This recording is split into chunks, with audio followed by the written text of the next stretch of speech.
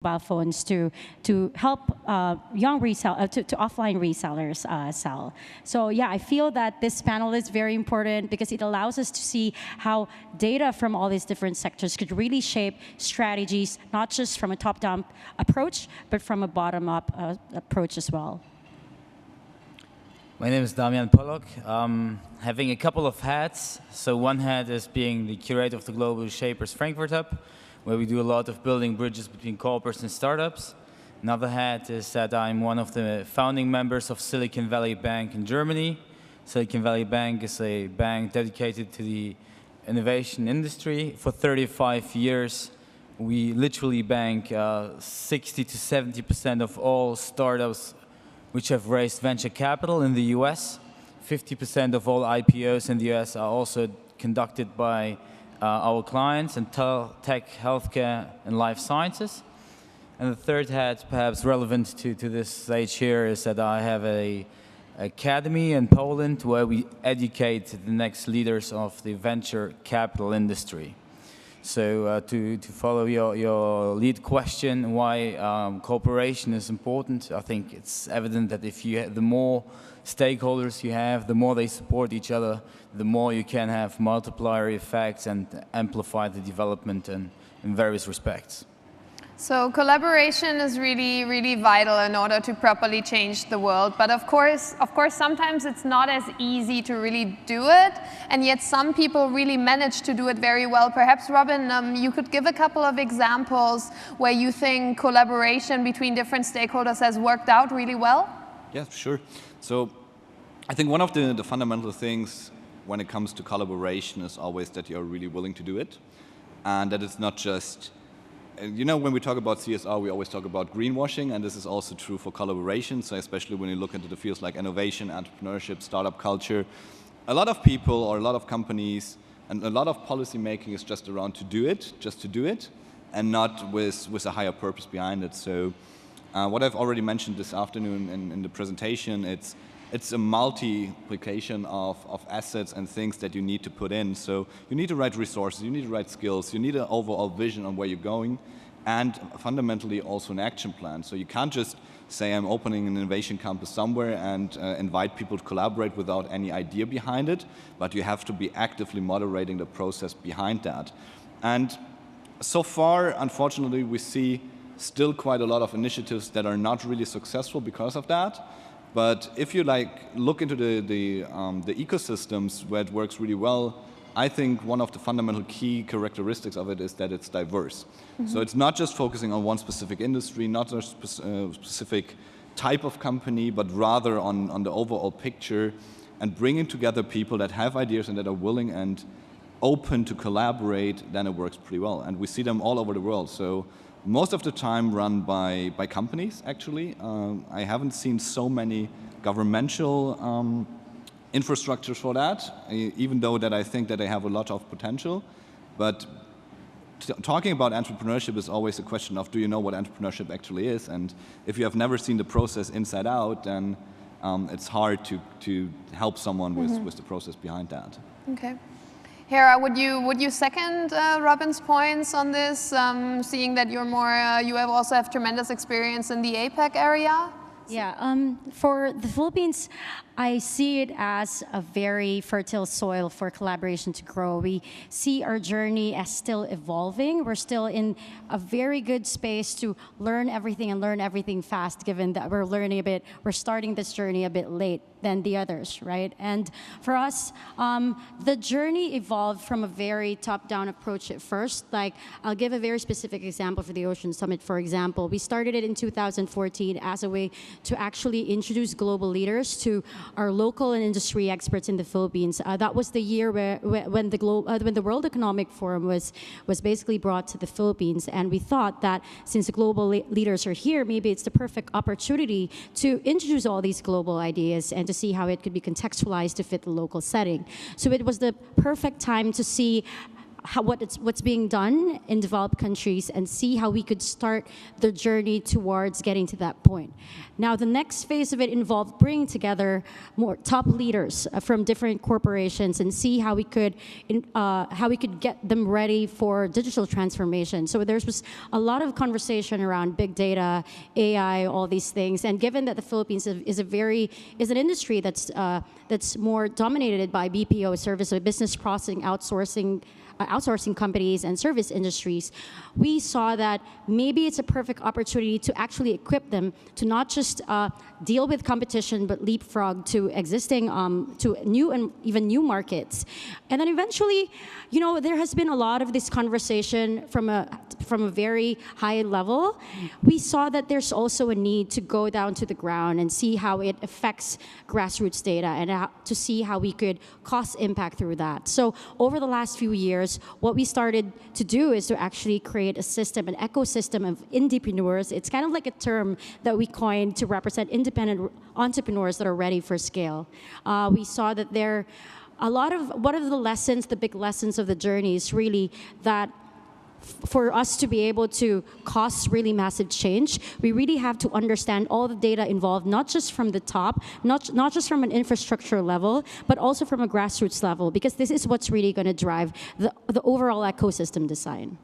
So key success factors are to take into account both the bottom-up and the top-down level. Yeah, so basically a lot of grassroots level information and data to influence top-down policy. Damien, what would you say from your experience? Can you always have this two-pronged approach to go both top-down and bottom-up? I believe it really depends on where you are, right? If you have a very much developed ecosystem, or you have certain infrastructures in place, it definitely makes sense to have a top-down approach to give structures which you can then refine. We see a lot of ecosystems around the globe where you have virtually no infrastructure, or you have access to mobiles. That's it. That's the whole infrastructure you have, or a little bit of internet. So it really depends on the ecosystem. But what is crucial, and that's for sure, is that my honest opinion is when it comes to top-down, meaning from governments, to be as hands-off as possible. So if governments are getting involved too much, it makes it overly sophisticated.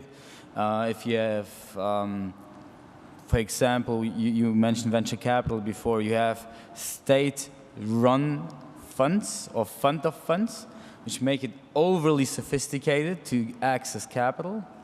Or you have then people who become suddenly venture capital investors because there's money on the table. So they're basically not becoming investors to drive the change for the companies and drive the returns for the investors, but they're actually moving into that niche because they see they can make a living from something where it's focused on from the government.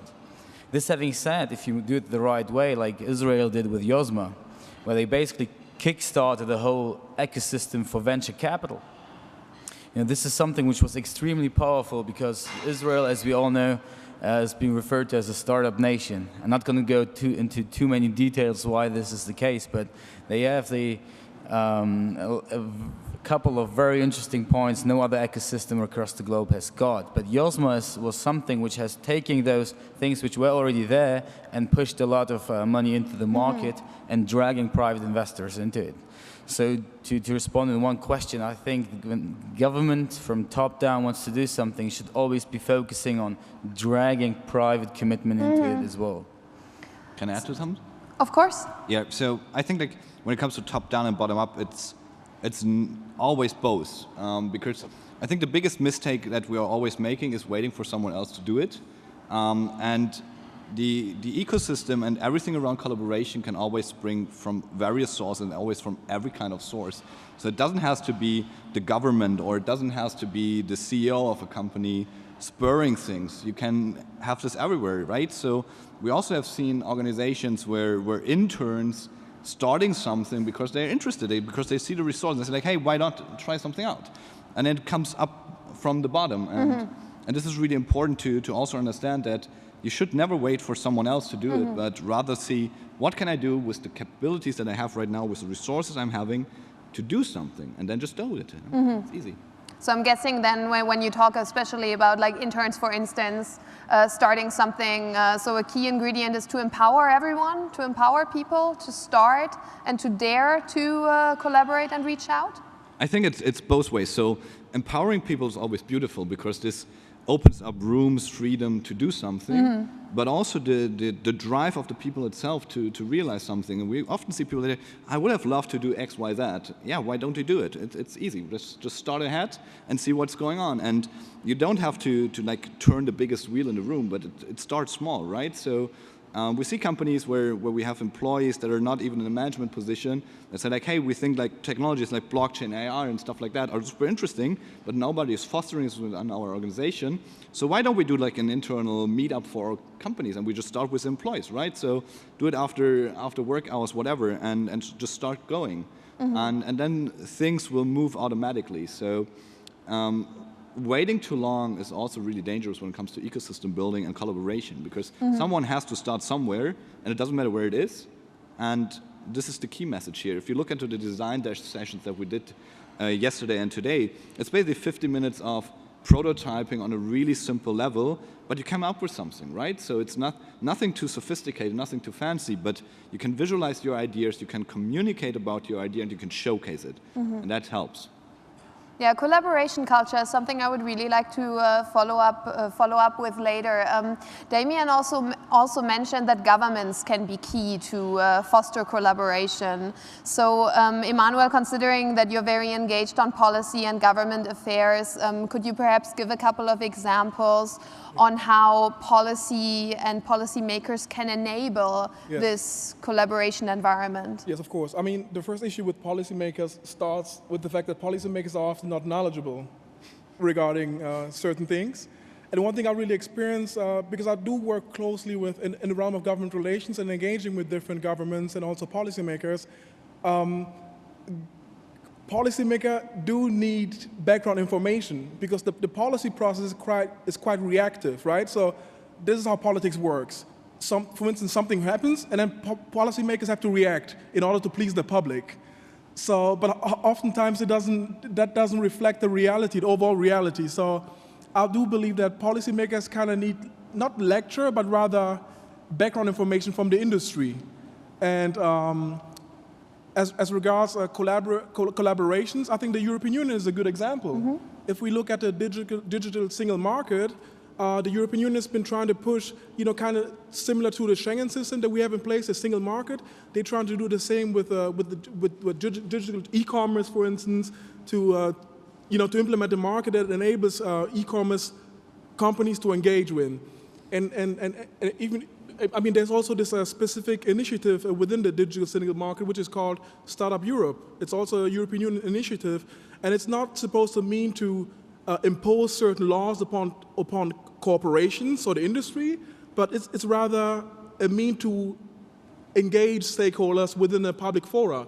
Because I mean, policymakers, this is one thing a lot of times a lot of people do not understand this, because policymakers or the European Union or organizations like the UN are the only organizations in the globe that have the power to convene. So what does it mean, having the power to convene? That means, okay, the United Nations can call a summit, and then multiple stakeholders working within different industries can gather. And I think this is one unique thing that the government or multilateral organization have that industry doesn't have. Because industry often focuses on certain one specific sectors, whereas government is overall broad and can gather different stakeholders from multiple sectors. Let me jump in there, because I think the crucial point and the role, whether it's policy or governments, is empowering people.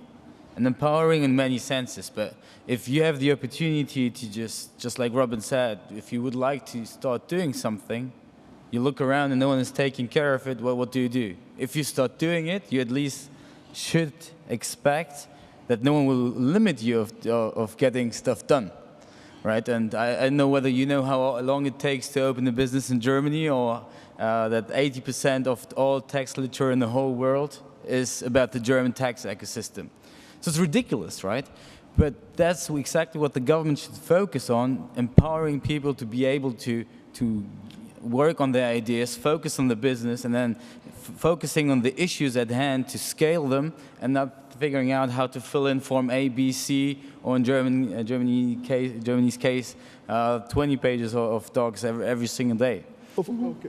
For instance, German, I have a question, because this is how lobbying works, right? So is there any lobby, for instance, that startups gather together in the realm of, like, for instance, as an association, right? A lobby that lobbies the government in order to ask for certain, let's say, red tape to be removed. Is there something like this? Because, I mean, that would be quite practical, right? Having a lobby. Yeah, I mean, you know, we have, even on this panel, we have people who try to be ghost whisperers and try to support local and regional governments to, you know, get things done. So I think there are a lot of people who fully understand what has to be done, but then you need someone who has, you know, the balls, excuse my French, to really get the things done on a governmental level. So governments are enablers. Yes. What about funding? Startups, I hear, always need money. Entrepreneurs always need money. So do you think that also funding from governments can play a role? Can that help collaboration, or does it actually distort markets and hurt it? Who would like to take that question? Robin? So I always like this funding discussion, and for sure funding is really important, because if you have funding, things get easier. But I'm also someone that is not really, or I would say it's not too good to have too much funding, because if you have too much funding, you're focusing on the wrong things. So if you're on a tight budget, and that's why bootstrapping actually works quite well in an early stage for startups, is to be really conscious about what you actually need, what makes sense to spend money on, and how to use these resources in a way that it brings you closer to what you want to achieve. So I would say in general, if you're onto something really good, funding is never a problem. The global financial markets are more or less open. I say more or less, right? So we don't want to generalize this. But if you're really doing something good, then there's someone out there that is giving you money, for sure. But I see a lot of things that are hype, like look into the blockchain technology things that were happening, right? So people are literally doing a startup that has nothing to do with blockchain, issuing a token, saying like, hey, we're a blockchain technology companies, give us money. And they raised money like hell. And now what we have is like the consolidation of the market again because of overfunding in the hype. So I think it's really important to be conscious about funding. I think public funding is okay, but in general, I wouldn't say that funding per se shouldn't be the focus topic on creating these impactful things. It helps, definitely, but also making it a challenge and training people to be conscious about the funding that they actually need to get started really helps to come up with something better, and also to, worst case, fail cheaper. Okay, I'm going to add into that. As somebody from the Philippines where funding is not overflowing, I would have to say that funding is always something that we welcome. You know, it's totally a different story when you come from a country where that is not very startup friendly. Like I live in Singapore right now, and it takes us one day to register a company. And back in the Philippines, I have friends from other countries who would ask me, "Hey, Hera, how can I register my company? I just asked a third-party service provider, and they're charging me this much money, and they say it's going to take us X amount of months to finish this." And I feel from us, a lot of times we empower entrepreneurs by saying, design your business for revenue and not funding. And most of the time that's because we just don't know where to get funding. But that also gives us a level of resilience that's necessary for an entrepreneur in the early stage. But that is something that I feel would be a very good way for us to deal with a lot of low-hanging fruits. And you know, the Philippines as a country has a lot of low-hanging fruits because we have so much problems that frustrate us on a daily basis. So I could see like the contrast in mindset right now about funding, but I feel like more than anything, a very important factor for an entrepreneur is to make sure, I guess the capability on how to manage their funding as they journey into the early to the latter stages of starting a company. Yeah, let me elaborate on the funding side as well. So I think there are three functions of funding, at least. the first function is actually buying you time to really, and depending again on which stage of the business you are, but let's say usually everyone knows that you need a couple of tries to really get it right. So you have a couple of moonshots which found for the first time and then have a very successful company. So usually you buy yourself time to really get the things right, to learn. So buying time to learn is something which is incredibly important. So through that, I think the second function is supporting. And then the question is really, how can you support in an early stage? So you can support with money, but you can support with a lot of other additive services, right? You usually would like to have smart money which can support you to getting to the next stage of what you don't have as a team or as a founder. So that's something which is extremely important. So the second part is then, like, what are the strings attached? Is that just funding you get and you like have a portfolio approach that everyone here in this room who's got a business idea gets 50K and let's see what's going to make, be successful, and then the next stage we're going to see who can get even 100K or whatever, to see with portfolios and then having most of them failing, and then some of them developing and then rescuing the portfolio. And then the third one would be that with funding, you really have a lot of responsibilities as well. So the second function of the strings attached, if you get the right funding, you really can go through the roof on a global scale. So from that perspective, if you have like government entities or private entities, it really is important to figure out what the expectations of that would be as well. Okay, very interesting. Of course, we're talking here about also making the world a better place and changing the world for the better. So I would also like to be, I would be interested to hear from you what role you think the public sector can perhaps play in providing this positive social and environmental impact, and whether it can also focus a bit more on, let's say, deleveraging or diversifying risk and so forth. Is that perhaps something that the public sector can uniquely do, or should that also rather be done by private entities? Anything? So for me, I wouldn't like to distinguish too much between public and private. Okay. Because we have to work together and we need all the instruments available to have a fundamental impact on the way we want to change the world. And just looking into business models, so there are a lot of business models purely based on profit, purely based on capitalization. If you look into the IPO market, if you look at the stock exchange, we're always talking about shareholder value and all these things. But I think these business models will all die sooner or later, because if you just optimize for shareholder value, you're just optimizing for a fraction of what is happening around you. Because every business that we're running, and every public organization as well, has the responsibility nowadays to do something for our world, because we are literally at the moment paying the bills for overconsumption since centuries, especially in the Western world, right? So we're doing basically everything that makes life more convenient without looking at the broader spectrum. And it's a little bit referring to what the panel is about. There's no competition in making the world a better place, right? So there will be probably millions, or no, probably not millions, but hundreds of companies trying to clean the oceans from plastic.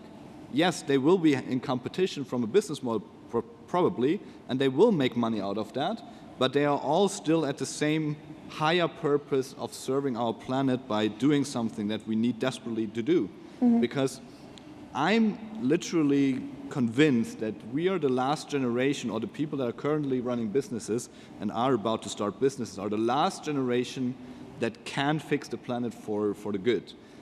Because if we don't do it yet, when should we start? It will be too late. And every business model that will be successful in the future will also have a positive impact on the world. And this, by nature, requires us to think in multi-stakeholder approaches. It's not longer about public and private sector. This is just how we distinguish it. But we will all work together, all hand in hand, based on what we are going to serve for. I definitely agree with Robin. However, I'm of the opinion that it's government that has to ensure that people or all corporations comply to the rules. Yeah. You know, this is not a power that, for instance, in Germany, Daimler cannot decide, you know, whether to make any rules because Daimler was not elected by the public to represent the public. So the rules and regulation simply comes from government, and government is like a referee of society, you know, kind of regulating and ensuring that corporations comply with certain standards.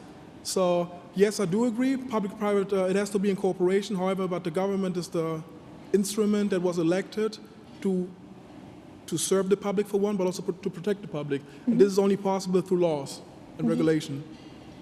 I definitely agree with both points. From my end, more from an emerging market perspective, I really value the shared model, the shared value model a lot, because I feel like it's a very efficient way to deliver social value to a community for businesses. I'll give a very good example. A very big food chain in the Philippines.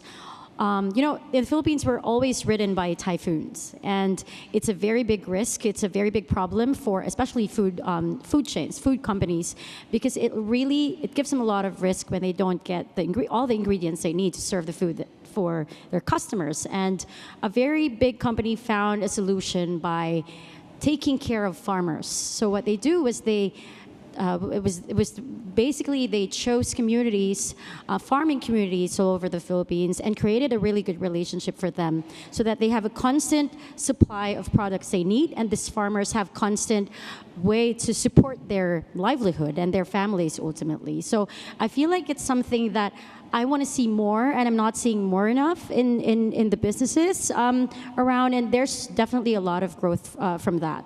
Mm-hmm. Nora, I know you're the moderator, but can I ask a question as well?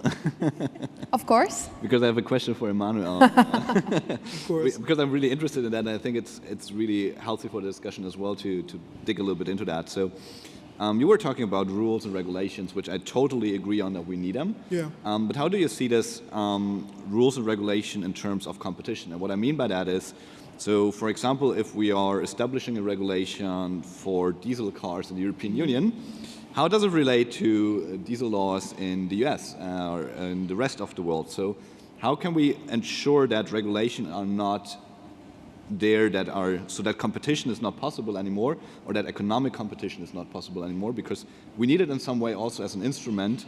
If you are not allowed to do X and another person can do it, how do we deal with that on a global scale? Yeah, I think that's a really, really good question. But for instance, if you look at the European Union, look, first of all, obviously, I'm not speaking for the European Union. I don't work for any government, but I'm just trying to provide this voice since I deal a lot with governments. In terms of competition, though, I must say, or as it pertains to laws, first of all, right? That's the first question you ask. So before the European Union, or let's say the Commission introduces a law, it holds a public consultation. So different stakeholders are invited to comment on a proposal of the European Union. And then there are also different associations that are there to represent industry. So for instance, if you do not agree on a law or some European Union procedure, there are definitely ways to how to address it. But obviously reality remains that it takes quite some time, right? So therefore it is an engaging process, and the example that I previously mentioned regarding this European Union initiative, right? It actually has startups in their advisory board, because obviously politicians are not familiar with the whole startup scene. So it is really the startups and the tech foundations who provide consultancy, within that forum to policymakers. Thank you. Yeah.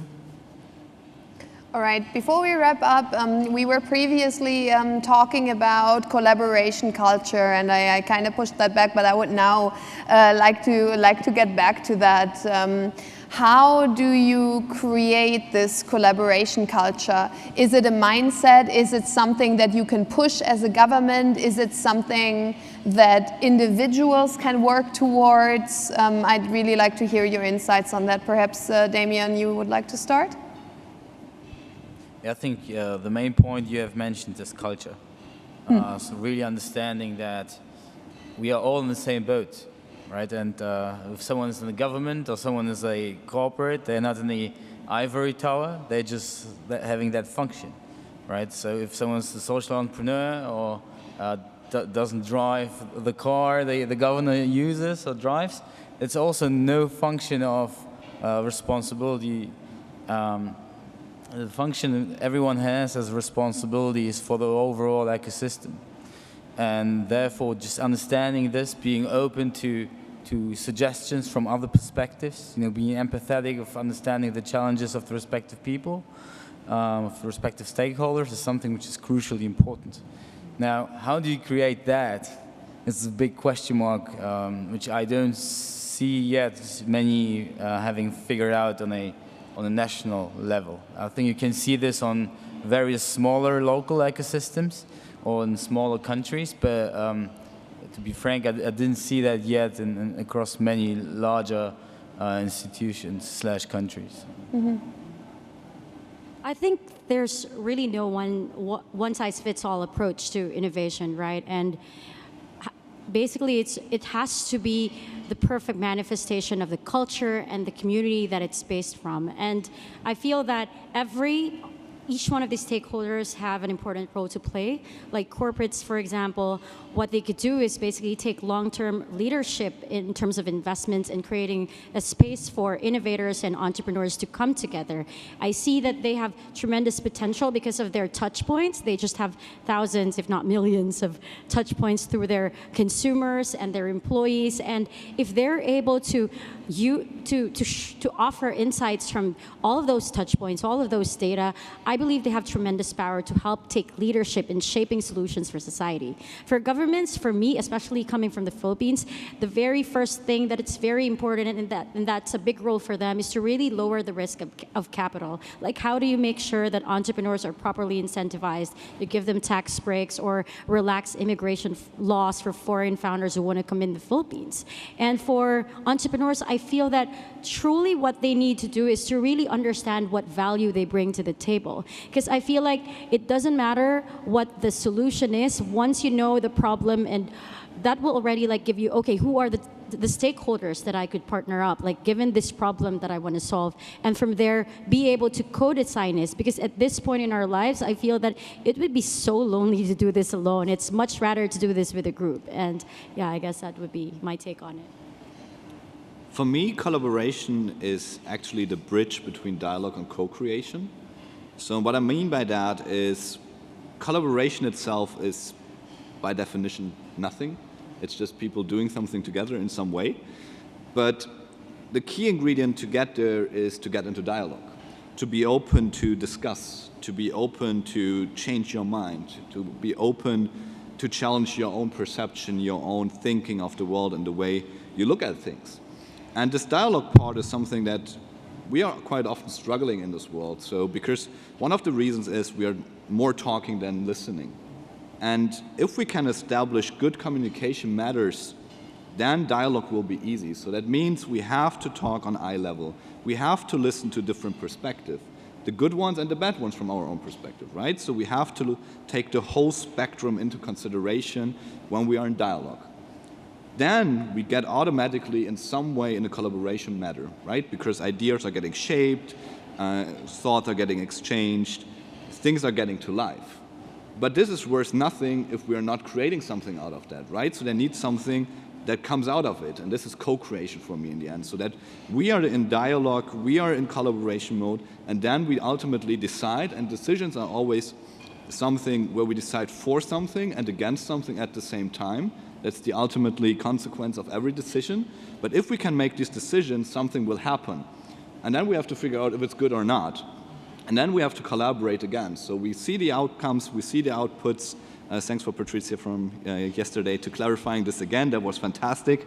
So what is happening behind that is, again, we get into dialogue again, we collaborate again, and we co-create something else. Mm-hmm. And this is like the ongoing story of collaboration, right? It's just the bridge between something.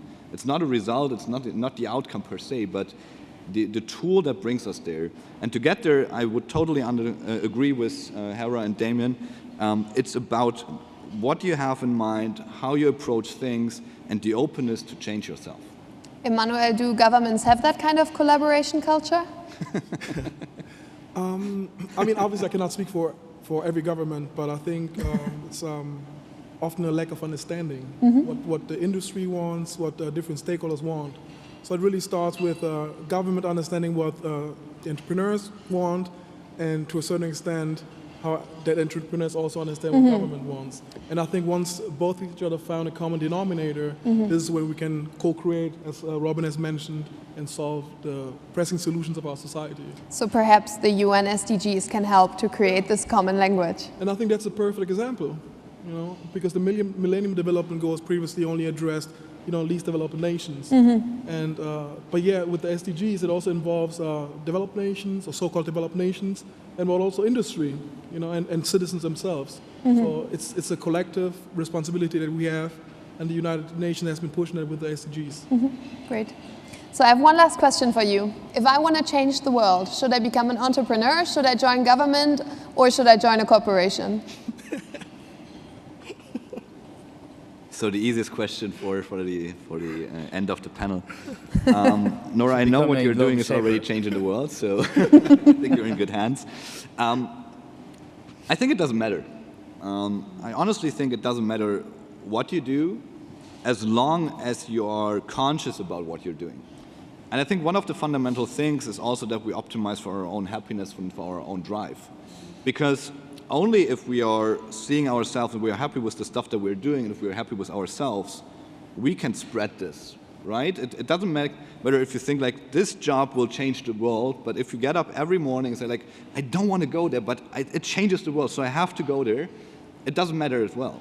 It doesn't mean that we only should look for the pleasurable things, but we should look for the things that give us some pleasure, some happiness, and this will ultimately lead us also to being better persons, right? If we are happy, we will automatically change the world in some way for the better, because happiness is something that is pretty addictive, and happiness is also something that spreads pretty well.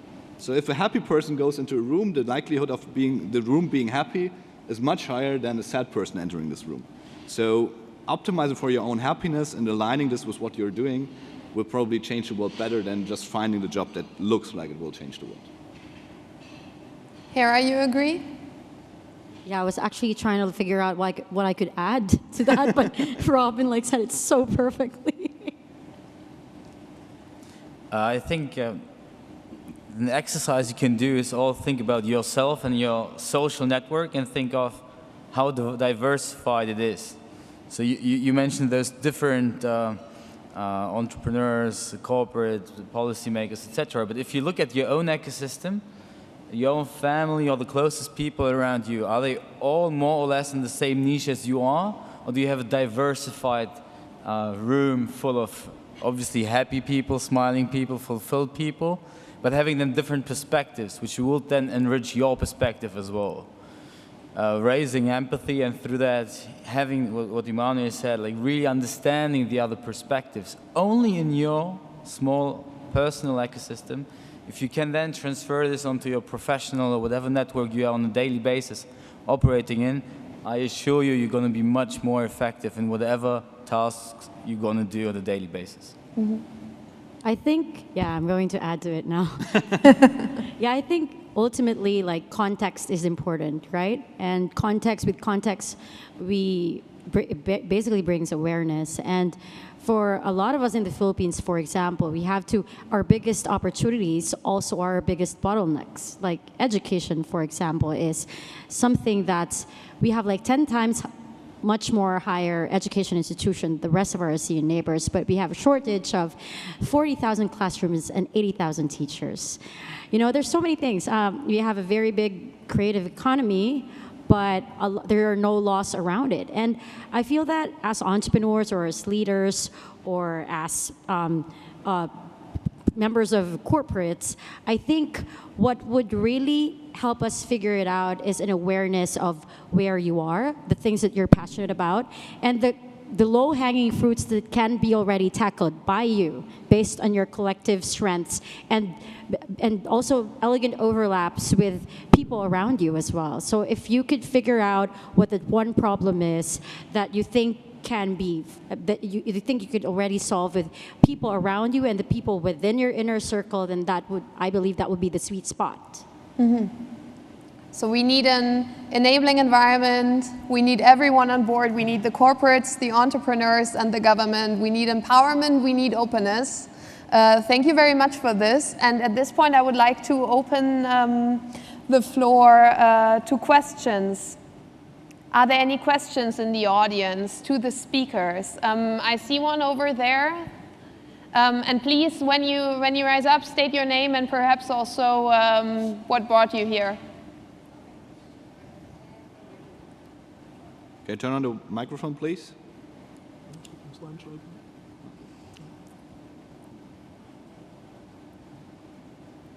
Otherwise, just come on stage. We have enough microphones here. I'm a bit shy for that. Don't have to. I actually have two questions, if you don't mind. My first one is for Mr. Lubanzadio. Yeah. My name is Catherine. I work for Meta Group, which is based in Gen, Italy. But I've actually lived in Brussels for the last 5 years. And I totally agree with you. The European Commission system is really great. But there is one issue with it, which is sometimes that the lobbying on one side can be stronger than the lobbying on the other side, even if there's scientific evidence one way or the other. So I wanted to ask for your thoughts on that, on how it might be possible to even the playing field over like some debates so that policymakers get a balanced view. And the other thing I wanted to address to Mr. Weniger and Ms. Baramida, I thought it was really interesting what you were saying about how business models should be revenue-based. Because actually we have a lot of projects which are social innovation projects, and a lot of entrepreneurs seem to be following this model of we get a grant, we get another grant, we get another grant. So would love some ideas about practical kind of models that we could have for actually generating revenue from these businesses. So thank you. Yes, thank you very much for your question. I definitely agree with you. You know, it's definitely, the playing field is definitely not even. That's definitely a reality in Brussels, obviously, but more so even in DC, because I've worked in a Congress, right? So I've experienced that. But I think if I could just give my opinion on that, I think creating alliances, that would work. There will be, in my opinion, a good way to evoke more change or pressure, you know, depending on what you seek with addressing your issues, right? But I definitely believe that coalition building is the thing, because the majority of associations that are present in Brussels, you know, it's usually member companies, right? Depending on the industry. So I think I would, be it an NGO or whatever, I would definitely take the same approach, you know, because there's definitely strength in numbers. Mm-hmm. Yeah. Okay, my turn. I think for your question about revenue models, this is actually something that's very interesting. Like for countries like the Philippines, we have no choice but to really figure out how can we make money and how can we make money fast.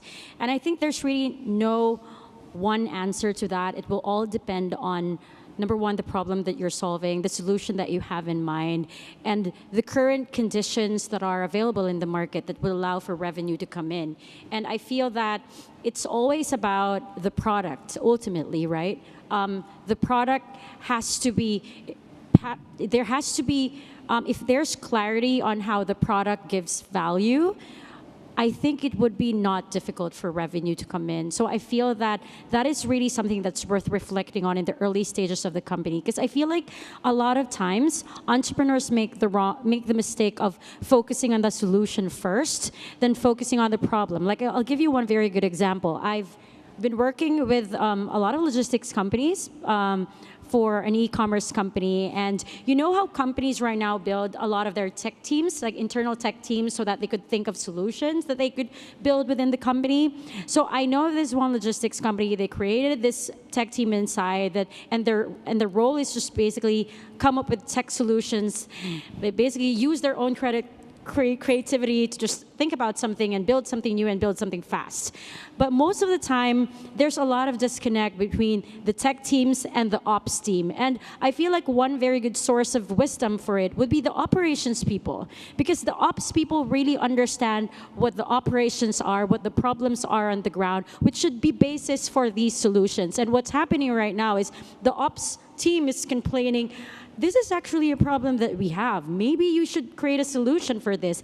But you know sometimes how founders are so idealistic and, no, I want to use this wisdom. I want to use this latest information about data science and AI and machine learning to build this. But at the end of the day, we have to go back to the ground and get grounded. What are the things that we need to tackle now? And at the end of the day, if your product provides a solution, make things easy, allows people to make money and bring value to their family, I don't think they're not going to buy it or they're not going to support it. So I think ultimately there has to be clarity with the value you're creating first.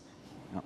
And just adding on that, so I do love the question, by the way, because I think one of the biggest misunderstandings when it comes to more like the social entrepreneurship world is that you shouldn't earn money with that. I think that's like the biggest mistake out in the market, and I don't understand it why social entrepreneurs are always acting like that. Because I think the best thing that you can do is to build a capitalistic business model that is making a lot of money and serving for the good.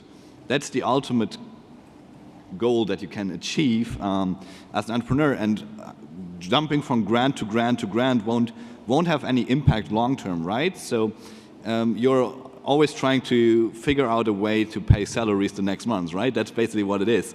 So you go to every kind of competition and tell the world what fancy projects you want to do, but you probably never realize them. So I think even social entrepreneurs should always have a business model and a case that is, financially speaking, something of relevance. Because if you get this relevance, then you're independent, then you get the freedom to do really good stuff. Yes, sure, sometimes it needs a little bit longer in these kinds of business models because it's really hard to showcase the impact in the beginning and the value of the business model. So it sometimes needs a little bit of time, but you should also all the time work on your revenue side. And if you find revenues, things are getting beautiful. I'm going to add something to that very quickly because I'm very passionate about it. I'm from the Philippines, and we're probably a hotbed for social entrepreneurs just because we have a lot of social problems, right? And I've seen a lot of social entrepreneurs start something amazing, and then you see them. They're so passionate about it. They have so much heart, and like after a couple of months, if not a year, you'd see them failing greatly and then just closing up. And I came from an environment where the opinions are at the extremes, basically. It's either you're a social entrepreneur or you're a capitalist. Then came a time in my life where I had to head philanthropy for one of the biggest businessmen in the Philippines. And what happened basically, this was not from a point of view of entrepreneurship, this was from the point of view of humanitarian aid.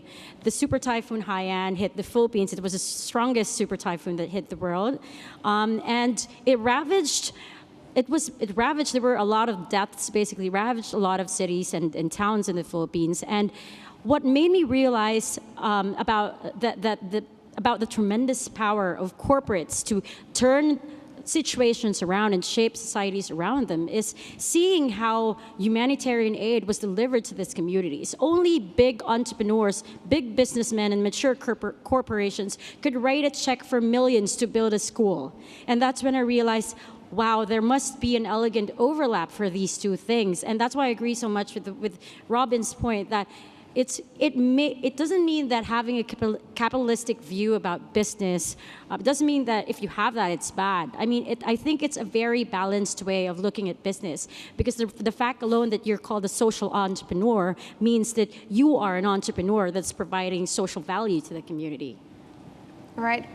We have time for one more question, if there are any takers.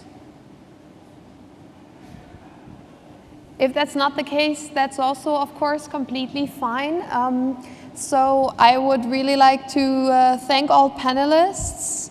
Thank you so much for joining in with this very insightful discussion on collaboration of governments, corporates, and entrepreneurs. This also marks the end of our 1.5-day session, Hack for a Cause, brought to you by the Global Shapers Frankfurt. If you don't know who the Global Shapers are, come up to us after the session. We're happy to talk to you, and we would like to leave you with one more message, which is a movie courtesy by National Geographic, and we hope this inspires you to take action beyond our session today. Thank you so much.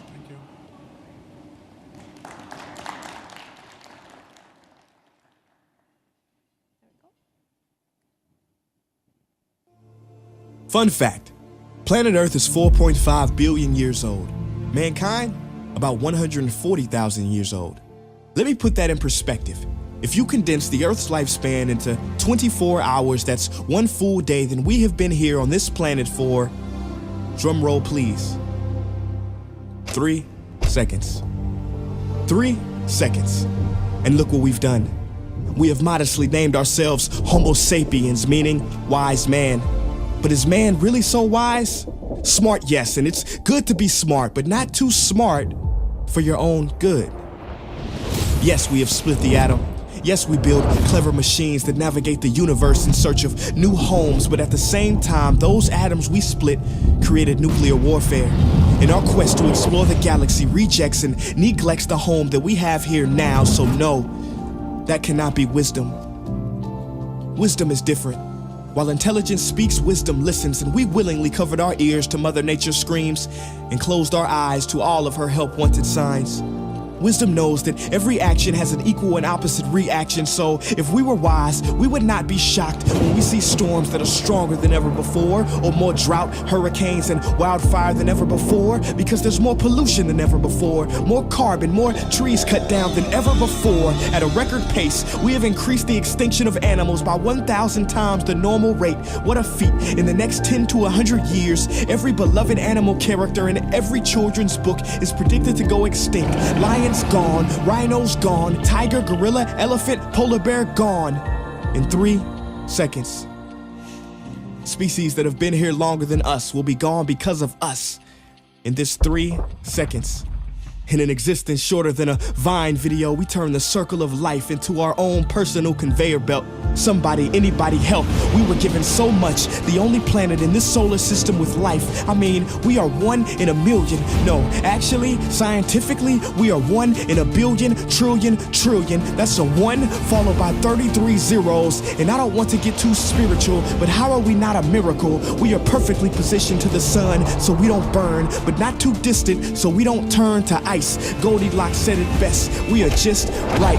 This paradise where we are given medicine from trees, not coincidentally, but because like the song says, we are family. Literally, everything, every species is connected genetically, from the sunflower to the sunfish. And this is what we must recognize before it's too late, because the real crisis is not global warming, environmental destruction, or animal agriculture. It is us. These problems are symptoms of us, byproducts of us.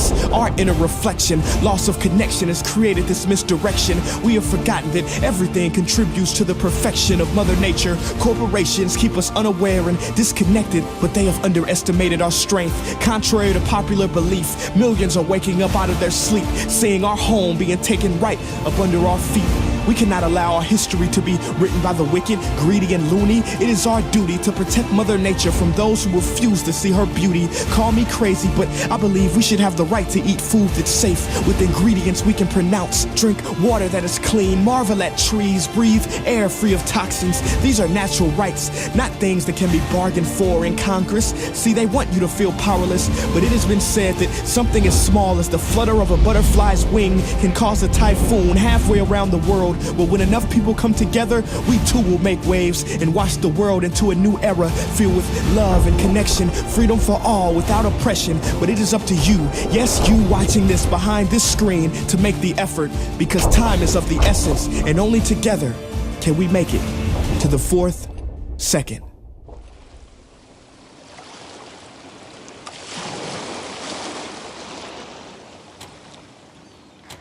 We can no longer rely on those who have polluted our air, water, and sea. There will be no Iron Man coming with a super technological fix to save the world. In fact, we cannot save the world. but we can recreate the world. We must do something about our trees. Trees are so important to this planet. Destroying them is causing more than 7 billion tons of greenhouse gas emissions each year. If we don't stop the destruction of the world's forests, we will not be able to solve climate change, period. For the past year, I've been supporting Stand for Trees. Thank you so much, everyone. And yeah, shall we?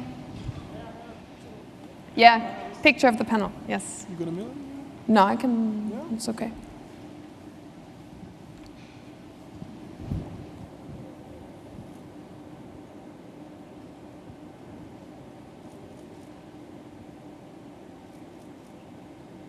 Thank you. Thank you.